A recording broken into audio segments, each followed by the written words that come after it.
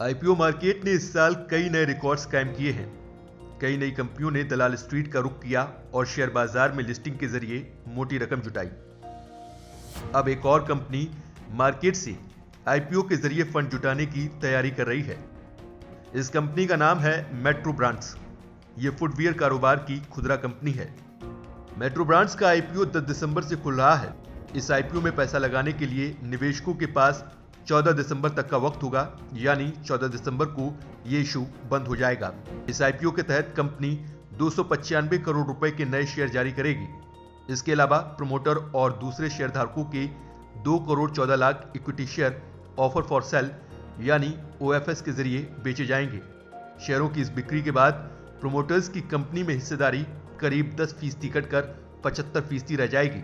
तो वहीं 22 दिसंबर को इस आईपीओ के एक्सचेंज पर लिस्ट होने की उम्मीद है। रेडगैन ट्रेवल टेक्नोलॉजीज और श्रीराम प्रॉपर्टीज के बाद आने वाले सप्ताह में यह तीसरा पब्लिक इशू होगा जो सब्सक्रिप्शन के लिए खुला होगा। कंपनी के मुताबिक आईपीओ से जुटाए फंड का इस्तेमाल मेट्रो, मोची, वॉकवे और क्रॉक्स ब्रांड के नए स्टोर खोलने में किया जाएगा।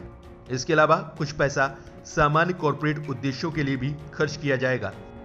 इस कंपनी की खास बात यह है कि इसमें दिग्गज निवेशक राकेश झुंझुनवाला का भी निवेश है। फुटवेयर कंपनी भारत में प्रीमियम, मिड और सस्ते सेगमेंट के फुटवेयर तैयार करती है। आईपीओ पर सलाह देने के लिए जिन मर्चेंट बैंकर्स को नियुक्त किया गया है उनमें Axis Capital, DAM Capital Advisors, Equirus Capital, ICICI Securities और मोतीलाल ओसवाल इन्वेस्टमेंट एडवाइजर्स शामिल हैं। ये पांचों ही मेट्रो ब्रांड्स के आईपीओ को मैनेज करेंगे।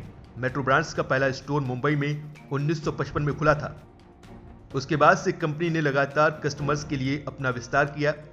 कस्टमर्स के लिए ये वन स्टॉप फुटवेयर शॉप है। यहां मेन, वुमेन, यूनिसेक्स, किड्स के लिए सारे प्रोडक्ट मिलते हैं। मार्च 2021 तक कंपनी के कुल 586 स्टोर थे।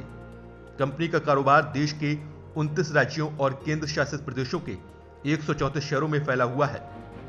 कंपनी की फाइनेंशियल्स की बात करें तो एक साल में कंपनी ने घाटे से निकलकर जबरदस्त मुनाफा कमाया है। सितंबर तिमाही में कंपनी की कुल आय 489 करोड़ 27 लाख रुपए रही, जबकि पिछले साल इसी तिमाही में कंपनी को 228 करोड़ रुपए की आय हुई थी। तो वहीं इस तिमाही कंपनी को 43 करोड़ 9 लाख रुपए का मुनाफा हुआ, जबकि पिछले साल इसी तिमाही में कंपनी को 41 करोड़ 43 लाख रुपए का घाटा हुआ था। 1955 के बाद मेट्रो ब्रांड ने कभी पीछे मुड़कर नहीं देखा। यही वजह है कि बिग बुल राकेश झुंझुनवाला ने इस कंपनी में निवेश किया हुआ है।